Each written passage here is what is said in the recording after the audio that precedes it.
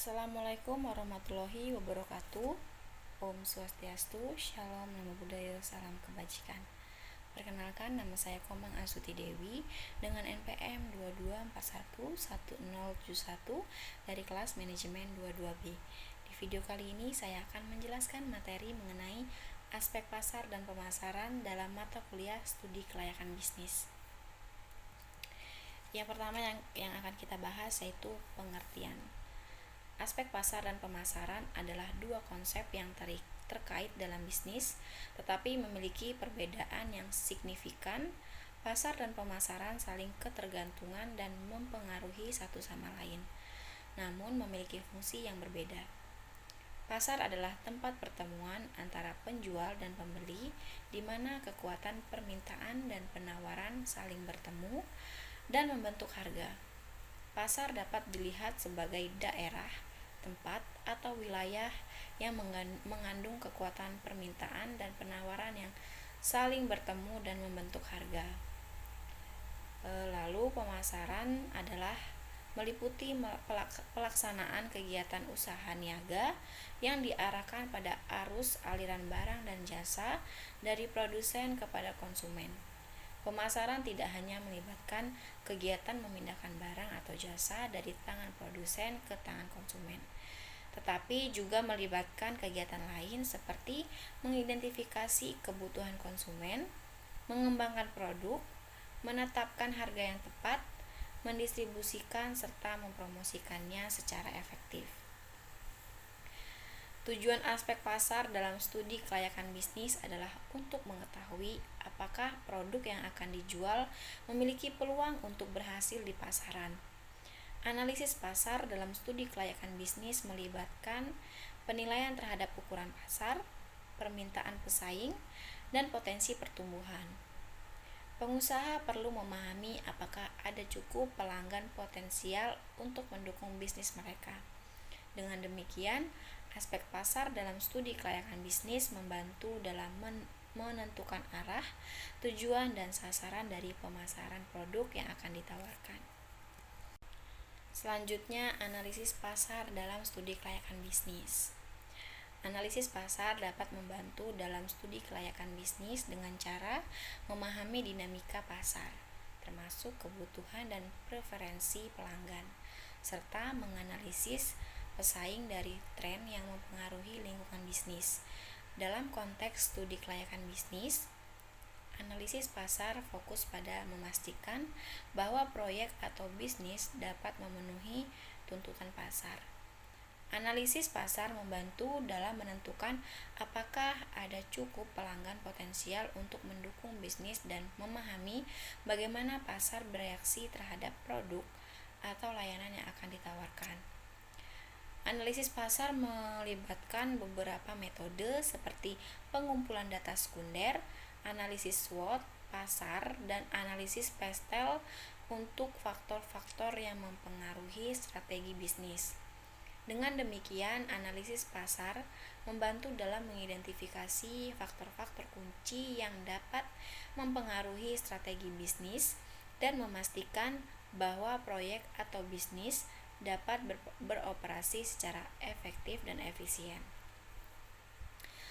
Lalu, analisis pasar juga membantu dalam mengurangi resiko dan meningkatkan keberlanjutan bisnis.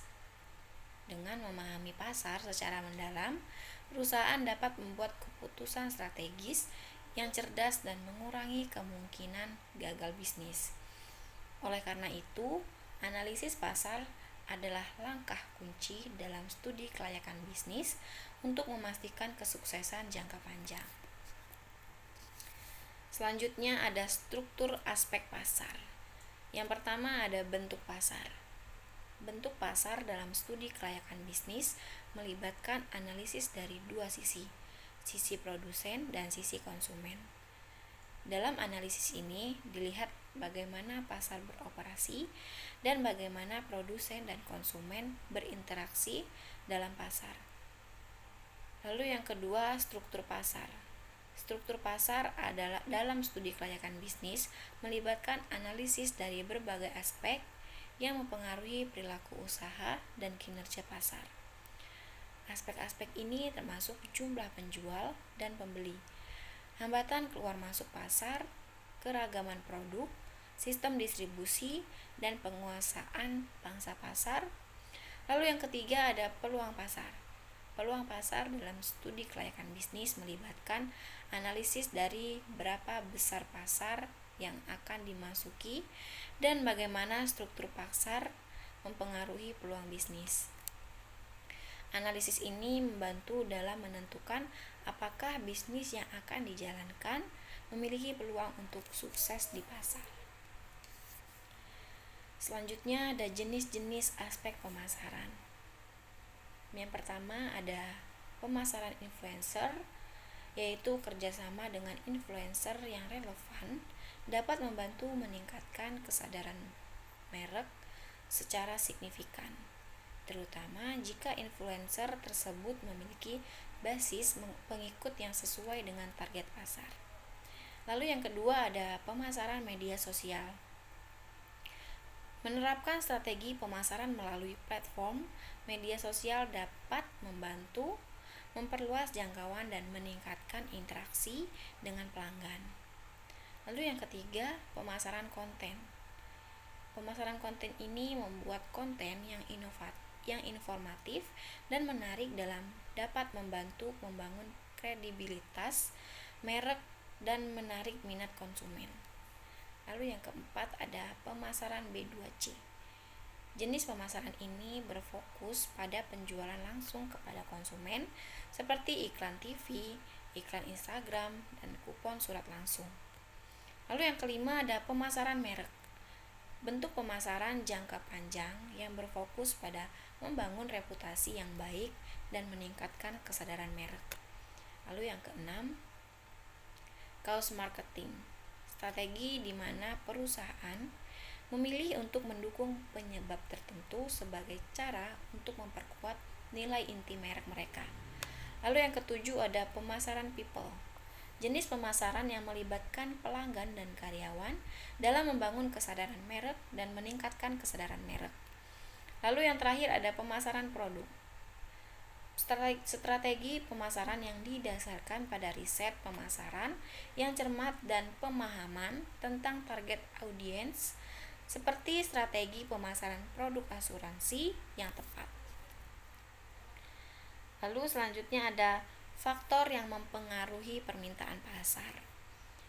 Itu ada 10. Yang pertama, persaingan antara usaha sejenis.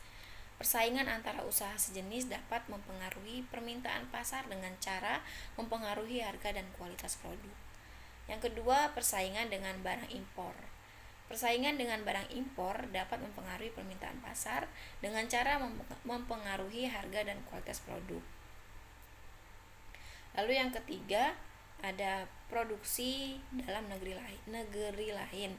Yang keempat, ada kecenderungan perubahan harga dan polanya. Kecenderungan perubahan harga dan polanya dapat mempengaruhi permintaan pasar dengan cara mempengaruhi keputusan pembelian konsumen. Lalu yang kelima ada harga. Harga ini dapat mempengaruhi permintaan pasar dengan cara mempengaruhi keputusan pembelian konsumen. Lalu yang keenam ada perbandingan dengan barang lain. Yang ketujuh faktor produksi. Yang kedelapan tingkat teknologi. Yang kesembilan jumlah penawaran. Dan yang kesepuluh kebijakan pemerintah. Selanjutnya, cara mengukur permintaan pasar dalam studi kelayakan bisnis. Yang pertama ada survei niat pembeli. Lalu yang kedua ada pendapatan para tenaga penjual. Yang ketiga pendapat para ahli. Lalu yang keempat ada analisis regresi. Lalu yang kelima analisis pasar. Yang keenam analisis persaingan. Yang ketujuh analisis data. Yang kedelapan analisis pasar online. Yang kesembilan analisis pasar offline. Lalu yang terakhir ada analisis pasar global. Baiklah, mungkin itu saja yang bisa saya sampaikan. Semoga video ini bisa bermanfaat untuk teman-teman semua. Dan jika ada tutur kata yang salah dari saya mohon maaf. Saya akhiri. Wassalamualaikum warahmatullahi wabarakatuh. Om Santi Santi Santi Om. Shalom, Namo Buddhaya, salam kebajikan.